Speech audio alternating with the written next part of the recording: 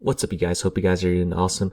So today we're going to talk about how you can identify a great NFT gaming community and to avoid the bad ones, to not waste your time and energy so that you can get more gains in the long term. So before we get into that, just know that this is all speculation. Don't invest more than what you can lose.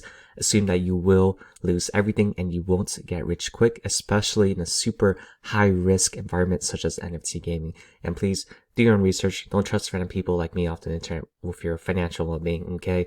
So let's get into it. First off, why do you care, right? Doesn't just the DeFi protocol, how you make money in the game matters? That's it, right? So why do you want to have an amazing community as one of your criteria? So having an amazing community is key for a game's long-term success. So these are your 100, 500, 1000x plays, right? So you can keep doing short-term plays, you get a quick 50%, 100% random thing here and there. However, those aren't scalable. If you want something that's scalable, that'll give you those 100, 500, 1000x gains.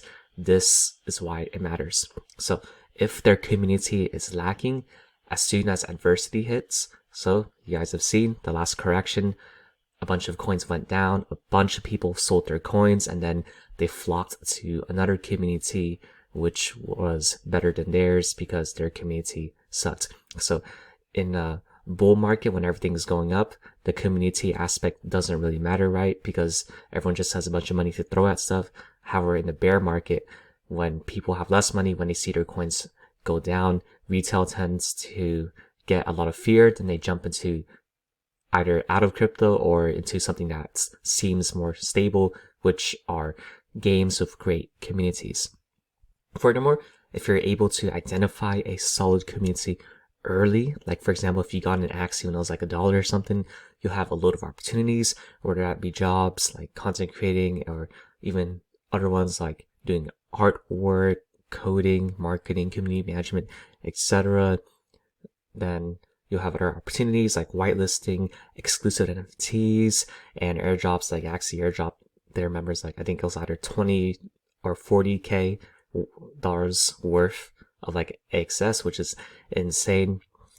And then on the opposite hand, if you stick with a toxic community, you'll waste a bunch of time and energy that could have been spent growing another one. So maybe in these certain communities which are toxic, you might be thinking, oh, this is toxic, but I have a feeling this community or this game is going to make a lot of money.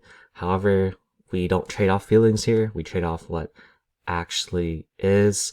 So by really being impartial and seeing it clearly that this community is toxic and the team is kind of sus, the community members you don't really vibe with, then it's kind of great to move on, right? So here are some traits of an awesome community. The first one is that there are genuine conversations between the members beyond the game.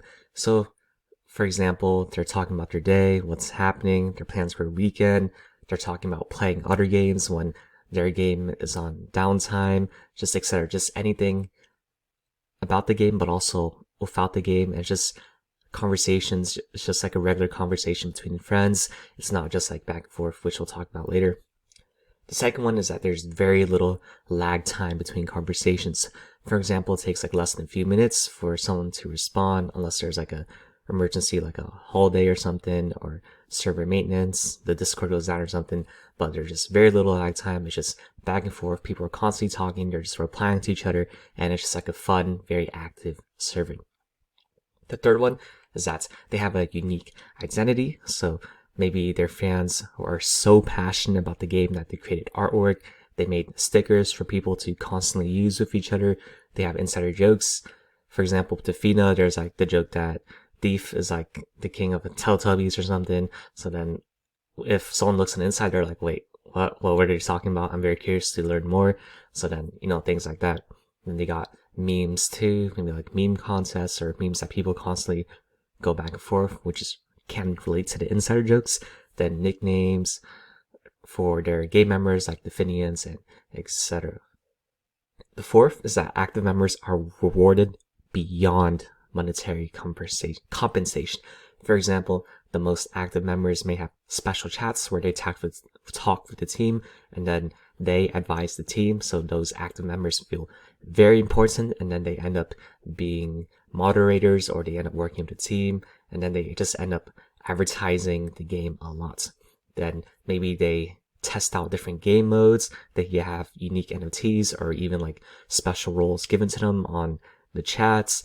Then even if someone creates content, the game Twitter will just like and retweet their content. Just the little things like these really add up and will really make some very passionate fans of the game. Fifth, adversity is handled maturely. So let's say there's like a huge spammer or something. So instead of just outright banning them, deleting their messages because members see that, right? Maybe they're given warnings, and then they're given a very professional, empathetic response. And then FUDers are calmly handled. So for people new, that's like fear, uncertainty, doubt. Those are people that just come there like, oh, this game sucks. I can't believe I got scammed from this game. So this is especially relevant for during big corrections like these. So we'll talk about bad game later, but for a good game, there's a clear professional response. They're not getting attacked. They're just, oh, misspelled that. Let me correct though. Calmly handled, very professional. And then they're constantly deleting spam messages from bots. Like people are like, oh, free Discord Nitro or something. They're just deleting those. Maybe there are bots that say good morning all the time, or they're copying other messages. They're getting crazy. So just like a very clean overall server to interact with. All right, so now we're gonna go into a toxic community traits. So these are the opposite of what's mentioned before. So the first one is that there are transactional conversations between the moderators and members. So it's not genuine conversations where they're talking about their day, where they're trying to connect and interact with people. It's just like, oh, what about this game? What about this aspect? Okay, thank you. And then you just leave. So it's like very kind of almost fake, right? Where it's just like, all right, we're both in it for the money. We're just here to make money off of each other. And then for the other retail where they're too late to get in, they're like screwed. They're basically fucked. So if it's like transactional conversations and it's not really members like having fun with each other, then that's a really bad sign. Second one is that there are a lot of lag time between conversations. So if the moderators like don't even answer DMs, or they don't even answer in the chat for like half a day, or other members are just like ignored, this is like a very bad sign, right? Because in a great community, if someone is ignored, there'll probably be someone else that'll just like chime in just to have them participate in the group because they want more people in it, right? Third, there's no special group identity. So maybe you're unable to post links of the content you created of the thing, and then you're unable to create special stickers, artwork, memes, no inside jokes, etc. It's just a bunch of people there. They just want to make money quickly and they want to get out. And that's a really bad mindset to have if you want those really big 1000x gains in the long term. Fourth, active members are not cultivated. So someone suggests something, they're immediately shut down or ignored. Content creators are ignored. They're not being liked and retweeted and shared by the game members and team. And then there's a division between team and community. So maybe in a great community, the team community are like interlinked. It's like a positive symbiosis. While in a toxic one, it's like a huge divide where the community feels like the team is against them and they're always butting heads. So that's a bad sign. Fifth, adversity is handled poorly. So you see members and the team attacking FUDers in like a weird twisted way, right? So maybe someone actually brings up a legitimate point, but then they're just immediately shot down. Or maybe there's an actual FUDer and it's just like a very toxic conversation. And then you have bots being overused. For example, someone may post a link about the actual game to just create some great content, but then they automatically are shut down where the bot just deletes the message or something, and then they're not able to post it. So that kind of disincentives them. It kind of demotivates them to not create more content for it. And then there's spam everywhere. So you got bots, referral links, scams, etc. everywhere present. So it's not a very clean community to interact with. And that's it. Thank you guys for watching. Feel free to like, comment what else you think is important for a great community, and subscribe if you want to see more videos like this. And there's referral codes in the caption and a MetaMask address if you want to donate further to support the channel.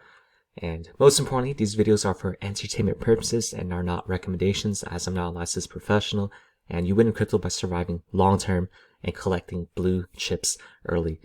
So no excessive leverage, less liquidations, and by protecting your capital so that you can make use of this super long-term play. So the long-term play in NFT gaming is within the next 5 to 10 years, right? Where you accumulate these blue chips, you hold them, and then they literally 100x, 500x down the line, like in Axie Infinity, because this is the future, okay? Or most likely. Then the best investments are the ones where you have the greatest conviction in through doing your own research, not just blindly trusting Twitter and YouTube calls, because by the time you hear it on social media, it's probably too late. Furthermore, the best play isn't some token, it's through contributing your unique personality and skill sets and also community's needs, which usually comes with perks as mentioned before in this video. So thank you guys for watching. Hope you guys have a great weekend and talk to y'all next time.